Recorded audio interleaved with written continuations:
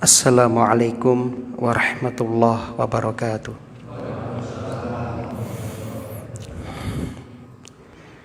Alhamdulillah azimil ihsan wasi'il fadli wal judi wal imtinan. Asyhadu an la ilaha illallah wahdahu la syarikalah wa asyhadu anna Muhammadan abduhu wa rasuluh. Qala Allah ta'ala fil Qur'an, A'udzu billahi minasyaitonir rajim. Ya ayyuhalladzina amanu taqullaha haqqa tuqatih wa la tamutunna illa wa antum muslimun.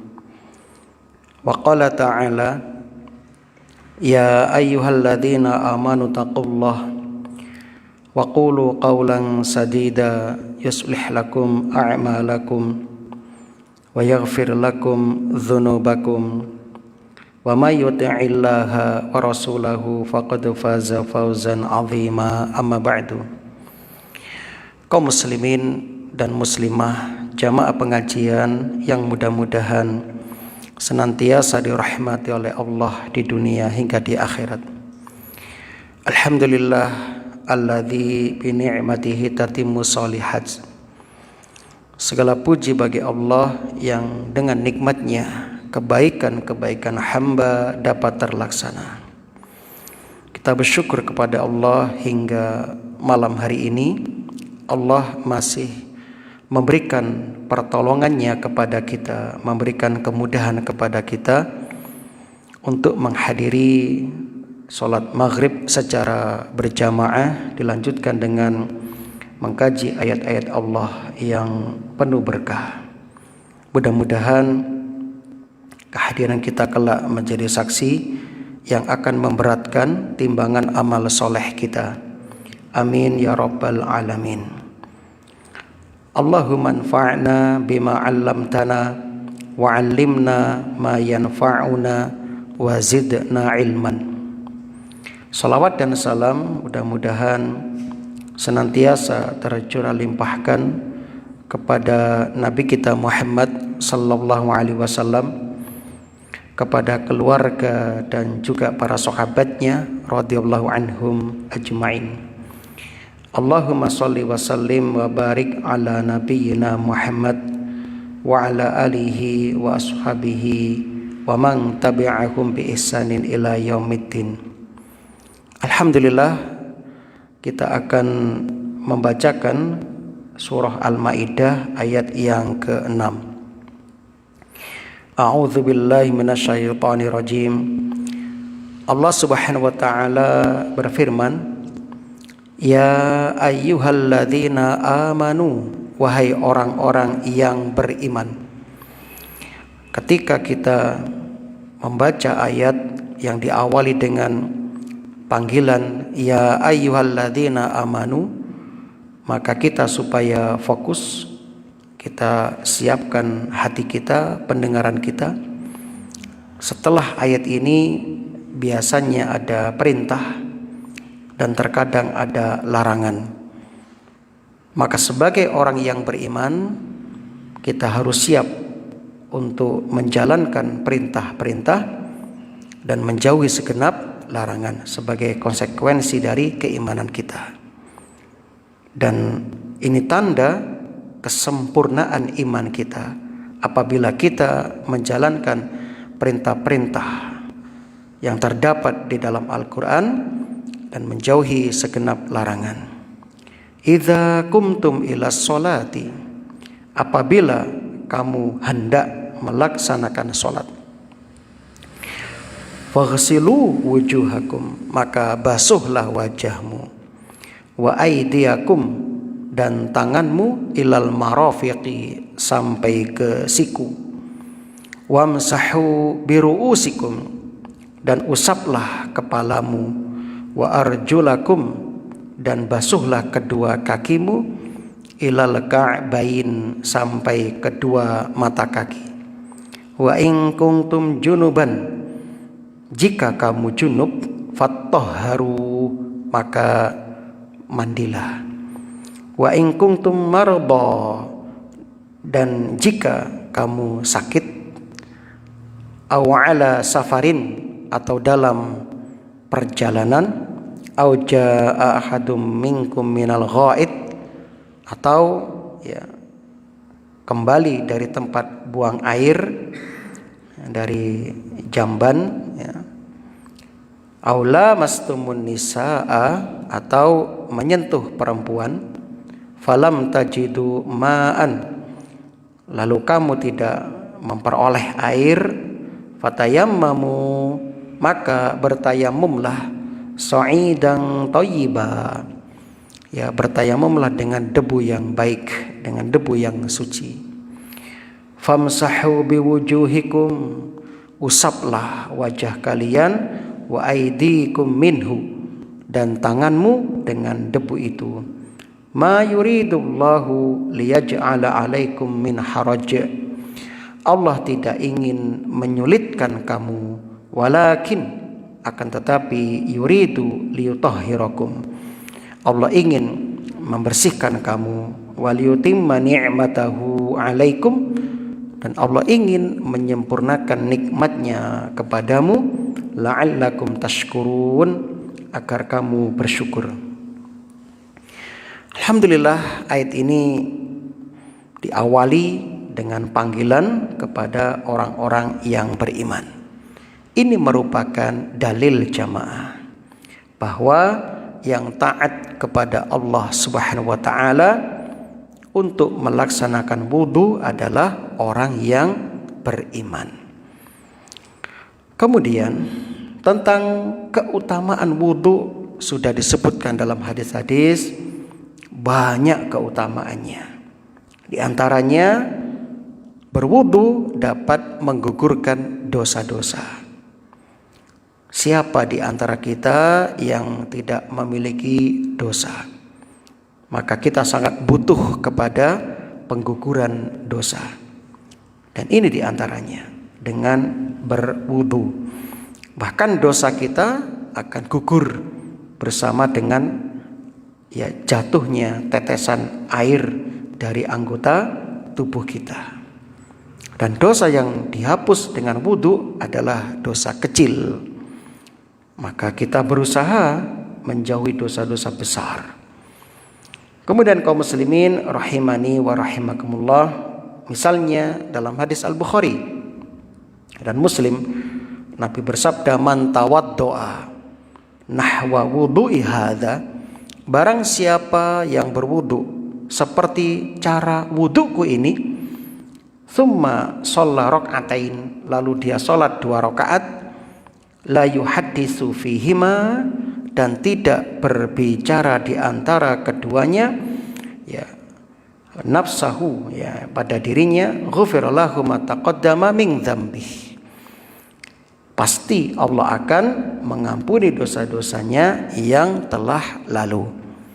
Ini menjadi dalil bagi orang-orang yang mengatakan sahabat Bilal itu membuat perkara bid'ah. Jadi banyak orang itu mengatakan Bilal saja melakukan bid'ah dan Nabi tidak melarang. Ini tidak tepat jamaah. Ketika Rasulullah SAW bertanya, ya Bilal, apa amalanmu sehingga engkau mendahului aku di surga? Aku mendengar suara gesekan sandalmu di surga. Kata Bilal, aku selalu menjaga sholat 2 rakaat setelah berwudu.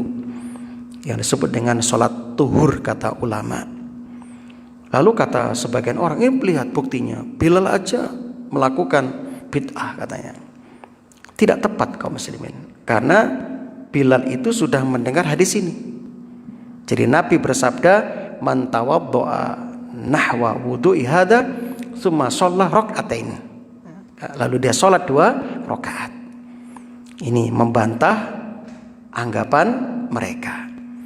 Dan juga andaikan ya tidak ada hadis ini misalnya, perbuatan Bilal yang sudah direkomendasi oleh Nabi, yang sudah ditazkiyah oleh Nabi itu dibenarkan, sebab Nabi sebagai asy-syari' di masa itu, sebagai pengatur syariat, maka tidak salah. Nah sekarang kalau kita membuat tata cara ibadah yang baru, siapa yang merekomendasi kita? Nabi sudah meninggal, syariat sudah sempurna, terus kita membuat tata cara yang baru. Pertanyaannya, siapa yang ngasih rekom kita? Itu masalahnya.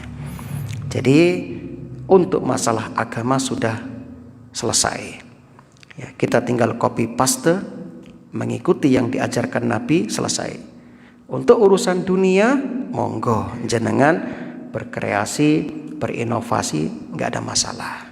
Tapi untuk agama, masalah sholat misalnya, cukup shollu kama ra'aitumuni usolli. Wudu seperti nahwa wudu'i, seperti wuduku kata Rasul.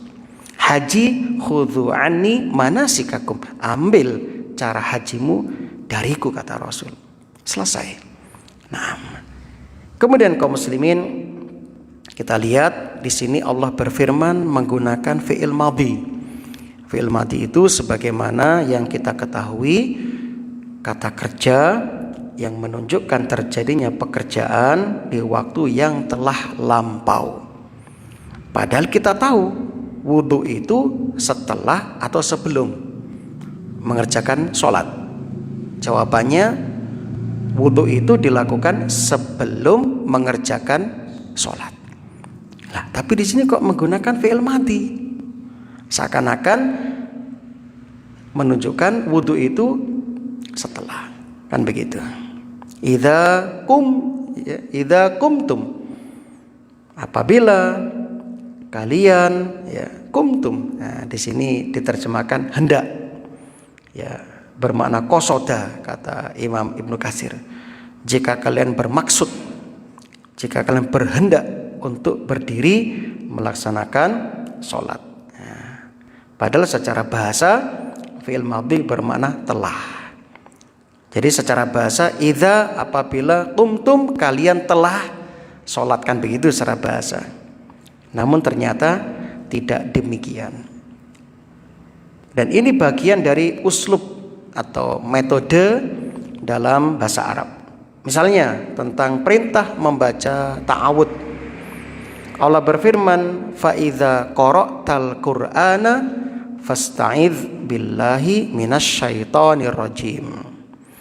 Maka apabila engkau telah membaca Quran, secara terjemahan bahasa letterlech ya. Apabila engkau telah membaca Quran.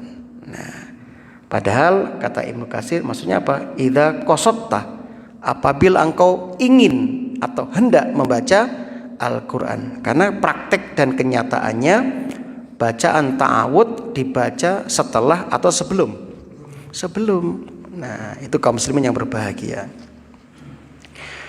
Jadi di antara kandungan maknanya, kenapa Allah berfirman menggunakan fi'il madhi, padahal ya ini digunakan untuk perbuatan yang dikerjakan sebelumnya.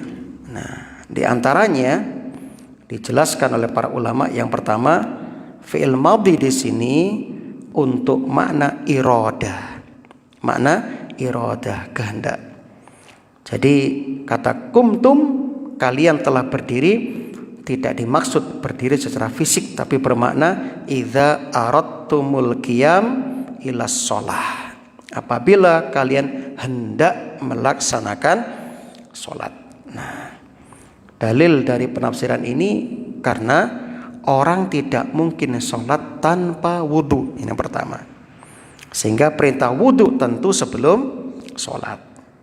Yang kedua, bahasa Arab itu sering menggunakan fi'il madhi untuk makna niat atau kehendak. Syaratnya didahului oleh idza. Nah, saya ulangi, ini penjelasan dari Imam At-Tabari, Ibnu Katsir dan Al-Qurtubi. Jadi kata Imam At-Tabari rahimahullah, dalam bahasa Arab fi'il madhi sering ya digunakan untuk makna niat atau kehendak apabila didahului oleh idza itu. Kemudian yang kedua, menunjukkan kepastian dan keseriusan. Ya, kata Imam Az-Zamakhsyari, ya, utiya bil madhi ya litahaqquq al-wuqu', ya, begitu kata beliau. Didatangkan fi'il madhi dalam ayat perintah berwudu ini untuk menunjukkan kepastian, keharusan. Ya. Sehingga kesimpulannya, siapa yang sudah berniat hendak sholat, maka wudu harus dilaksanakan, tidak boleh tidak. Sehingga jawabannya Pak, wudu itu ya wajib karena syarat sahnya sholat. Nah, begitu. Itu kaum muslimin yang berbahagia. Jadi bukan hanya sunnah, tapi betul-betul ya keharusan yang nggak boleh ditinggalkan. Kalau nggak wudu, nggak sah sholat kita, nggak sah sholat kita. Nah, masya Allah ya, itu diantara rahasianya. Kaum muslimin rahimani wa rahimakumullah. Ya, sebagaimana disebutkan dalam kaidah usul fiqh, asy-syartu muqaddamun 'alal masyrut wa in ta'akhkhar lafdhon. Syarat didahulukan atas perbuatan meskipun secara lafaz disebutkan setelahnya. Wudu itu syarat, salat itu perbuatan pokok. Nah, jadi gak bisa ditinggalkan. Itu kaum muslimin yang berbahagia. Kemudian wudu juga merupakan gerbang ibadah, bukan rutinitas mekanis, bukan. Sehingga kita harus betul-betul memperhatikan tentang masalah ini. Itu kaum muslimin rahimani wa rahimakumullah di antara alasannya. Berikutnya ya tentang niat. Ya. Ada khilaf di antara ulama dalam masalah wajibnya niat dalam wudu. Mazhab Maliki, Syafi'i, Hambali berpendapat niat untuk berwudu hukumnya wajib. Sementara mazhab Hanafi mengatakan niat dalam wudu ya hukumnya sunnah. Itu kata Imam Abu Hanifah. Wallahu alam, insyaallah pendapat jumhur lebih mendekati kebenaran. Berikutnya kaum muslimin rahimani wa rahimakumullah. Ya. Menurut pendapat Abu Hanifah, seandainya anggota-anggota wudu yang disebutkan dalam Quran itu semuanya dibasuh tanpa niat, kata Abu Hanifah, tetap sah. Kata Abu Hanifah, tetap sah. Nah, kata Abu Hanifah. Tapi kita enggak berpendapat dengan beliau. Kita lebih condong kepada pendapat jumhur. Kenapa? Ada hadis yang menyebutkan bahwasannya ya kita dianjurkan membaca bismillah sebelum berwudu. Nah, begitu. Nah, wallahu alam bisawab. Kalau kita bicara fikih, memang seperti ini akan selalu terjadi perbedaan pendapat. Berikutnya kaum muslimin, ya, di sini ada kalimat idza qumtum ilas shalah. Apabila kalian hendak mengerjakan salat. Salat disebutkan di sini ya. Ini bukan hanya salat wajib jamaah, tapi semua salat. Salat jenazah, salat rawatib, salat duha, tahajud, semua salat. Ya, yang wajib maupun yang sunnah. Dalam hadis Al-Bukhari dan Muslim, la yaqbalullahu sholata ahadikum idza ahdatsa hatta yatawaddaa. Allah tidak akan menerima salat salah seorang di antara kalian jika dia berhadas sampai dia berwudu. Nah, ini jelas. Jadi kalau batal ya ulangi sholatnya, wudu lagi. Nah, begitu. Adapun sujud tilawah, sujud syukur, ya menurut pendapat yang rajih tidak wajib berwudu terlebih dahulu. Sebab sujud tilawah, sujud syukur bukan termasuk sholat. Anda dapat berita gembira pas lagi di toko atau di sawah, alhamdulillah Pak, jenengan dapat umroh gratis, langsung sujud syukur di galengan, nggak apa-apa. Nah, begitu. Atau dapat berita gembira yang lain yang eksidental, ya, nggak setiap hari. Sebab kalau kita bersujud setiap mendapat nikmat, maka nikmat yang paling besar itu di antara nikmat bernafas, kan begitu. Berarti kalau gitu Anda harus sujud syukur terus. Atau nikmat ya Anda Islam dan sebagainya. Karena ada sebagian orang itu habis sholat sujud syukur, habis sholat sujud syukur. Ini nggak dicontohkan oleh Nabi. Nabi itu dalam riwayat sujud syukur ketika ada kabar gembira yang bersifat eksidental. Misalnya Nabi dapat kabar pasukan kaum muslimin menang, baru sujud syukur. Enggak tiap hari Nabi itu syukur. Nah, ini tolong dipahami. Kemudian yang kedua sujud tilawah. Anda lagi ya cangkruk ya di warung misalnya, minum ya kunir asam ini, dengar di masjid dibacakan surat tilawah. Anda mau sujud boleh langsung aja sujud di situ. Di toko itu enggak usah berwudu. Nah, begitu. Ini penting. Tapi untuk sholat otomatis ya harus bersuci, dan tolong dipahamkan dulu kepada jamaah. Karena ada beberapa masjid saya lihat di YouTube itu kacau. Imamnya sujud ya, berdiri langsung sujud tilawah, makmum ada yang nggak paham. Nah, makmumnya rukuk semua. Beberapa sujud, ada beberapa rukuk. Marono kan kacau akhirnya kan kacau. Nah, orang yang nggak paham apa komentarnya? Ini masjid aliran sesat, masya Allah. Padahal nggak begitu. Nah, tolong dipahamkan dulu. Jadi kalau misalnya Ustadz Iqbal mau sujud tilawah, ya itu ilmu sampaikan dulu. Nah, nanti kalau kita sampai ayat ini, insya Allah kita sujud tilawah misalnya ya, pas kajian beliau misalnya. Sehingga nanti pas kita sholat gak kaget jamaah. Nah begitu. Nanti kalau gitu kaget ya. Nah kaget. Orang yang gak paham menilai masjid ini masjid opo ya misalnya. Kok moro-moro sujud kena rukuk ya maksudnya. Nah berikutnya kaum muslimin rahimani wa rahimakumullah. Jadi perintah berwudu itu yang diwajibkan hanya untuk sholat. Adapun selain sholat hukumnya sunnah. Misalnya ya hendak masuk masjid, Anda disunahkan dalam keadaan suci karena di situ ada sholat tahiyatul masjid.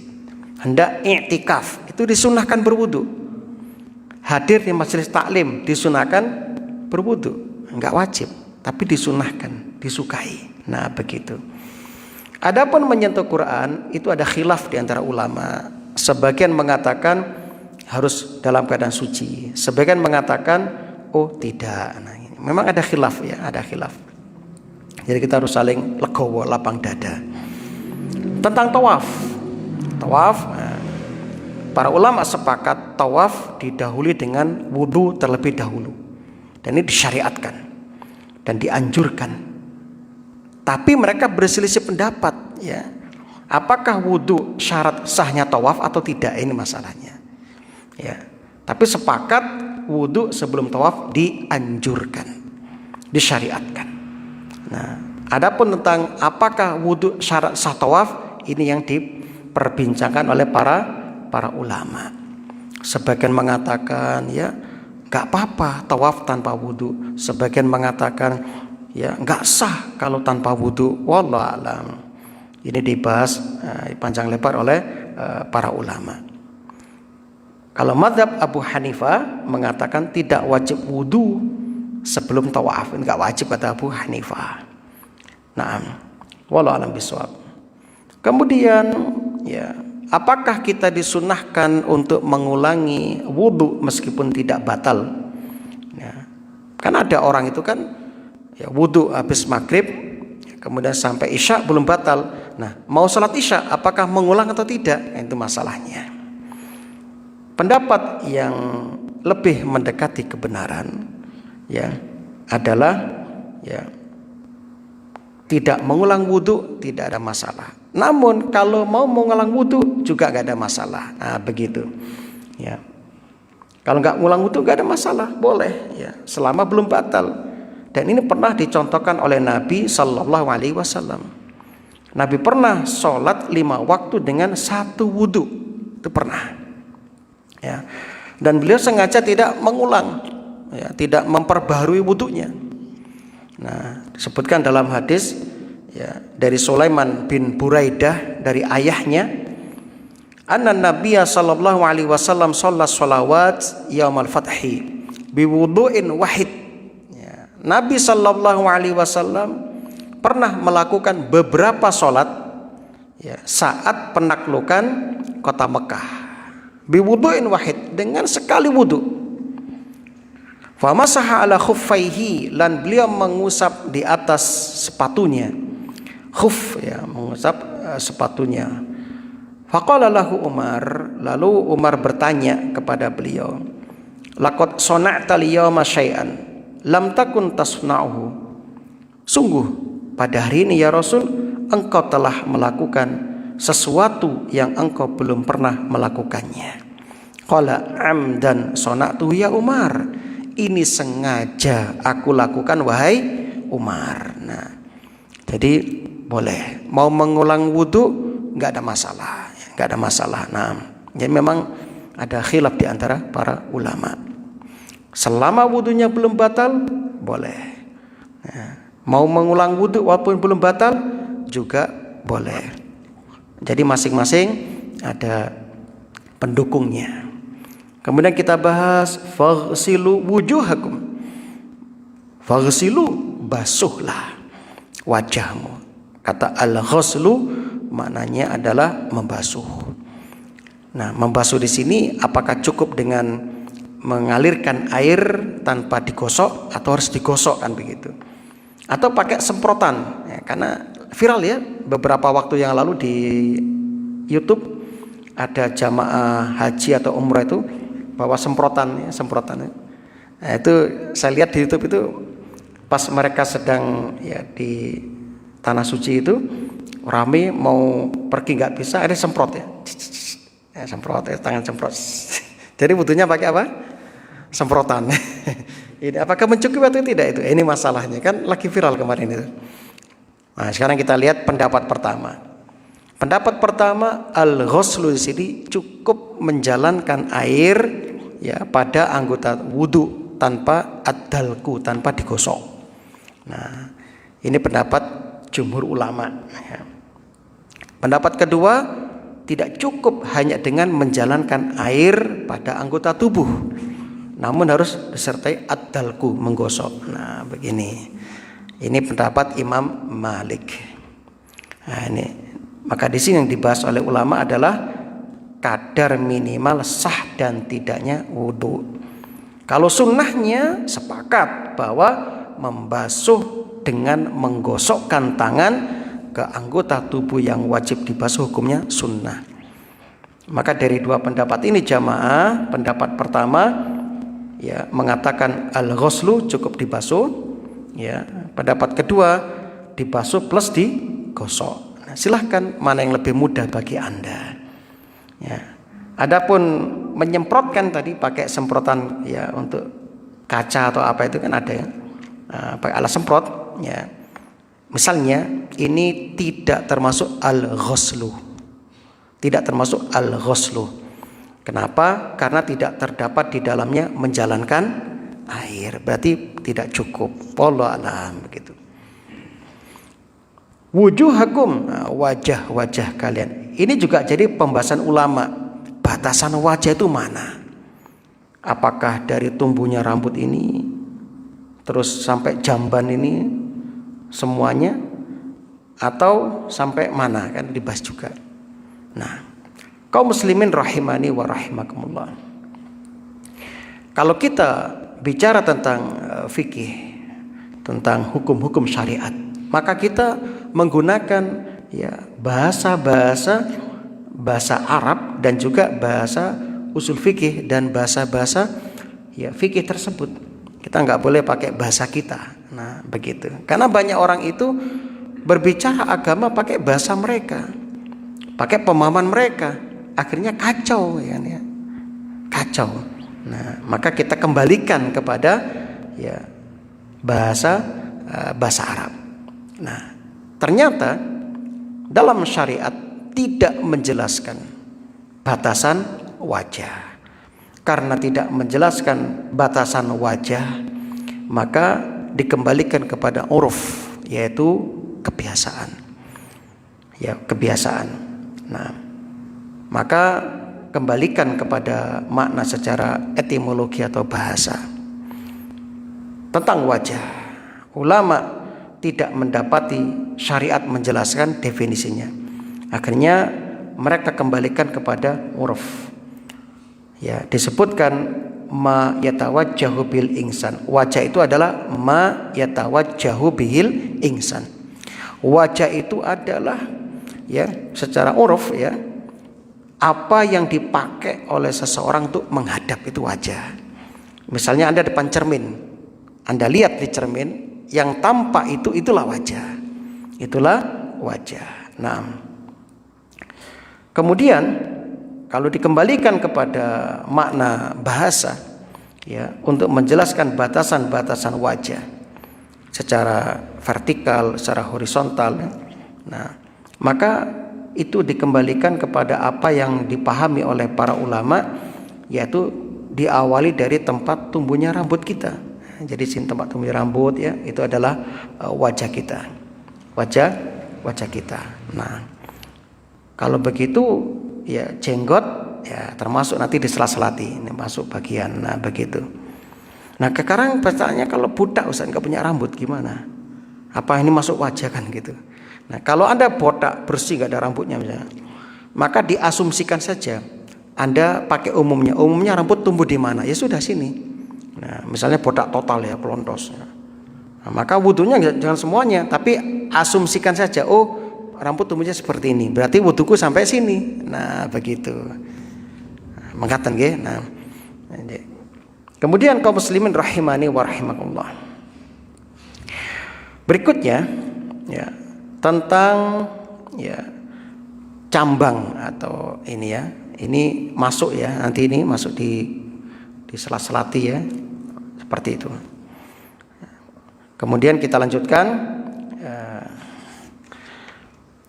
tentang jenggot ya, sebagaimana Nabi sudah ajarkan, kalau jenggotnya itu lebat atau tebal ya, maka disela-selati ya, disela-selati. Tidak wajib untuk dibasuh semua jenggotnya, tidak ya. Nah, malah ruwet nanti kalau jenggotnya tebal itu kan, mau dibasuh semua. Maka cukup ya ada batasan wajah, lalu disela-selati yang mampu Anda sela-selai, begitu. Kemudian kaum muslimin rahimani wa rahimakumullah. Walaupun Imam Ahmad mengatakan ya hadis tentang menyela-nyela jenggot itu dilemahkan, namun karena saking banyaknya hadis-hadis ini nggak ada masalah kita amalkan, Nah, begitu, boleh ya begitu. Wallahu a'lam bishawab. Berikutnya jangan lupa di situ ada al-istinsyak wal madmadah. Ya, berkumur-kumur dan menghirup air ke dalam hidung. Nah, ini hukumnya sunnah. Nah, adapun Imam Ahmad bin Hambal mengatakan wajib hukumnya. Hukumnya apa? Wajib. Karena kata beliau ini bagian dari wajah. Beliau berdalil dengan hadis idza tawadda'ta famatmit. Jika engkau berwudu maka berkumur-kumurlah. Dalam hadis yang lain, idza tawadda'a ahadukum falyastanshik biman khirahi minal ma' tsummal yastangsir. Jika salah seorang di antara kalian berwudu, maka hendaklah dia menghirup air ke lubang hidungnya lalu ia keluarkan ya, istinsyak dan istingsar. Wallahu a'lam bishawab. Yang jelas ini jangan ditinggalkan. Ya. Kemudian berikutnya kaum muslimin, wa aydiyakum ilal marafiq, dan basuhlah tanganmu sampai ke siku. Nah, di sini terdapat perbedaan pendapat juga dengan ulama. Siku termasuk yang wajib dibasuh atau tidak? Apakah sampai siku saja atau bagaimana? Nah, maka kaum muslimin yang berbahagia, ketika ada seseorang mengatakan, berjalanlah dari rumahmu sampai ke masjid. Ya, pertanyaannya, apa cukup sampai masjid berhenti di depan atau masuk? Kan begitu pertanyaannya. Nah, dalam hal ini ya, ulama berbeda pendapat di sini. Ya, apakah sampai siku berhenti atau dilebihkan, kan begitu. Ini juga terjadi perbedaan pendapat. Wallahu alam, kalau kita lihat dalam hadis-hadis, misalnya ada Ad-Darqutni meriwayatkan an Jabir qala kana idza tawadda adarul ma ala mirfaqaihi. Ya, Nabi apabila berwudu beliau mengedarkan air atas kedua sikunya. Nah, diedarkan air kedua sikunya. Jadi ini dibasuh dan digosok ya, nah begitu. Diedarkan air pada kedua sikunya. Dalam hadis yang lain, An-Nu'aim bin Abdullah Al-Mujmir qala ra'aitu Abu Hurairah yatawadda fa ghassala wajha fa asbaghal wudu summa ghassala yadahu al-yumna hatta asyra'a fil adud. Bahkan Abu Hurairah mencontohkan sampai lengan atas ya. Lengan atas itu yang diusap. Dibasuh lengan atas. Summa yadul yusra hatta asyra'a fil adud. Yang kiri juga begitu, kanan kiri. Ya. Summa masah ra'sa summa ghassala rijlah al-yumna hatta asyra'a fi saq. Bahkan ketika mencuci kaki itu sampai ya tengah betis ya, sampai ke tengah betis ya. Masya Allah ya. Nah, bukan hanya polok ya mata kaki, tapi dilebihkan sampai tengah ya. Itu perbuatan sahabat. Hadisnya sahih ya, riwayat Muslim nomor 362. Summa ghassala rijlahul yusra hatta asyra'a fi saq. Lalu membasuh kaki kiri sampai ya betis ya. Summa qala hakadha ra'aitu Rasulullah sallallahu alaihi wasallam yatawadda. Ya seperti ini aku melihat Nabi berwudu. Nah, jadi ini lebih sunnah ya ketika Anda berwudu dengan melebihkan. Mengingat banyak hadis-hadis tentang ciri-ciri umat Nabi Muhammad itu dengan cemerlangnya bekas air wudu. Kalau kamu bisa menambah cemerlangmu nanti, maka tambah. Nah begitu. Maka Bapak kalau berwudu bisa dilebihkan ya, dari yang pokok, dari yang wajib bisa dilebihkan. Nah kaki juga begitu. Tapi tetap memperhatikan hemat, jangan boros menggunakan air. Nah begitu. Bahkan wudu di sungai pun dianjurkan ngirit ya, jangan boros. Selain membantu masjid untuk meringankan biaya listrik kan begitu, alhamdulillah. Maka kalau bisa wudu di rumah masing-masing itu lebih bagus ya. Ada keutamaan khusus orang yang berwudu sempurna di rumahnya masing-masing ya, ada keutamaan khusus. Nah, berikutnya wamsahu biru'usikum wa arjulakum ilal ka'bain. Usaplah kepalamu ya, basuh kedua kakimu sampai kedua mata kaki. Di sini Allah Subhanahu wa taala sebelum menggunakan diksi basuhlah wamsahu dalam ayat yang lain, di ayat sebelumnya Allah menggunakan basuhlah, lalu di sini menggunakan sapulah, usaplah, wamsahu, usaplah untuk kepala. Kemudian untuk kaki diksinya berkaitan dengan basuh lagi di awal sebelumnya ya. Jadi nggak boleh dipahami wamsahu birusikum wa arjulakum, usaplah kepalamu dan kakimu, enggak, karena ini kembalikan ke yang ayat sebelumnya tentang al-ghuslu, basuhlah. Nah terus kalau gitu timbul pertanyaan, Ustadz kenapa Allah tidak ya, kenapa Allah Subhanahu wa taala tidak menggabungkan bagian-bagian yang dibasuh terlebih dahulu? Misalnya yang dibasuh kan ya wajah, tangan, kaki. Ini kok dipisah? Setelah menyebutkan wajah, tangan, lalu kepala, lalu setelah itu kaki. Nah, itu pertanyaannya kan.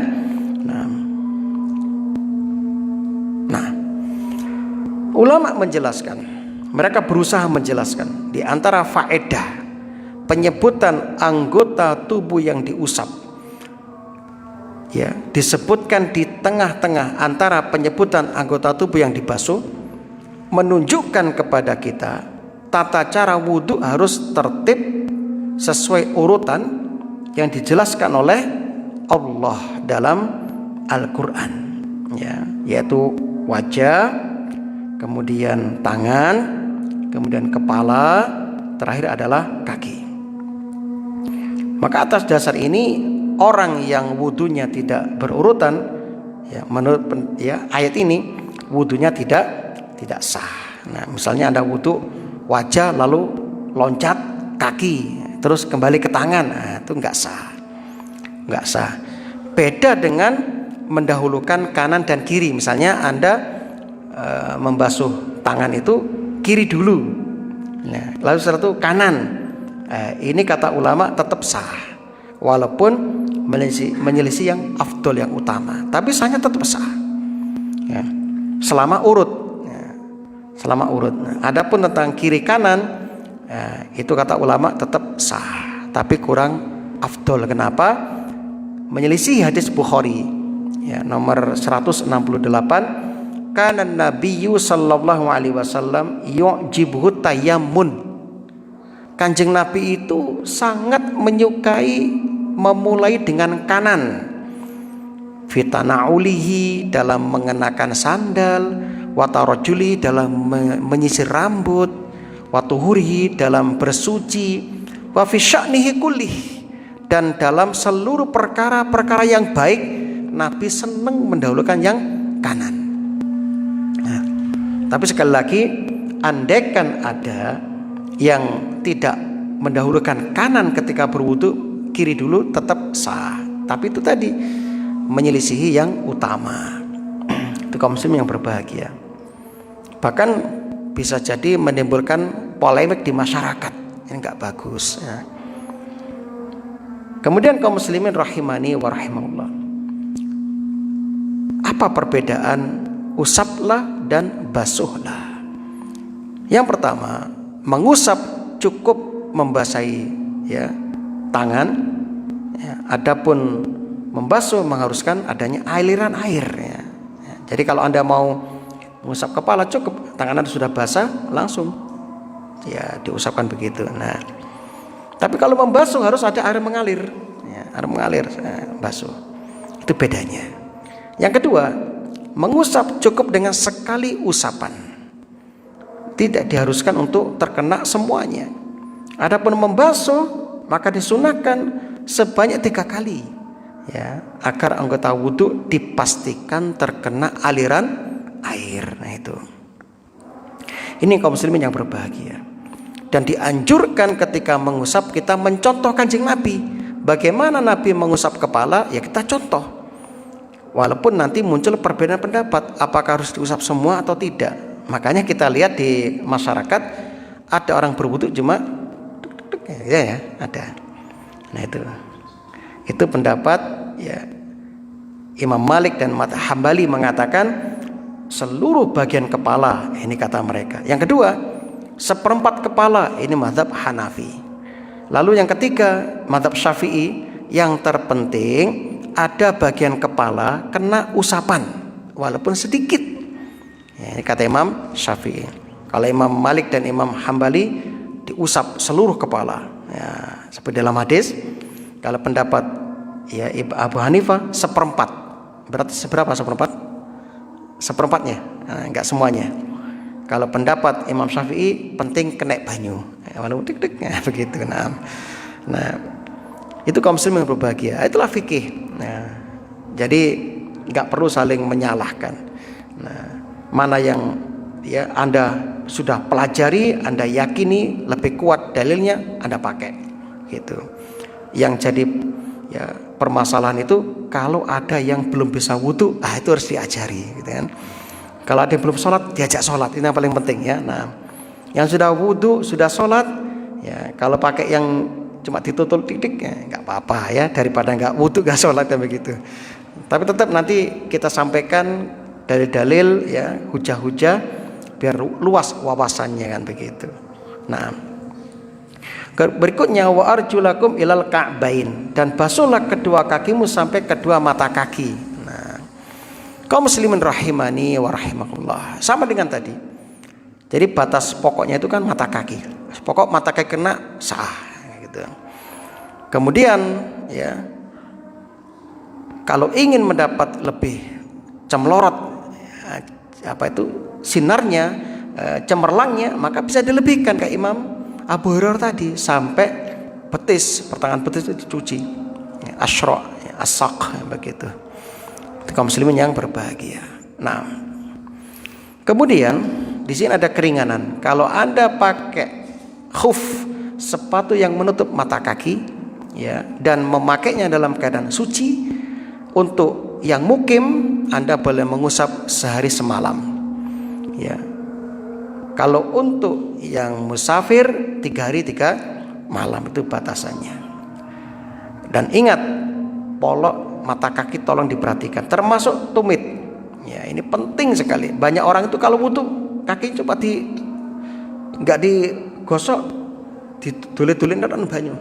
Akhirnya apa? Saya lihat banyak belakang itu nggak kena air, kelewatan.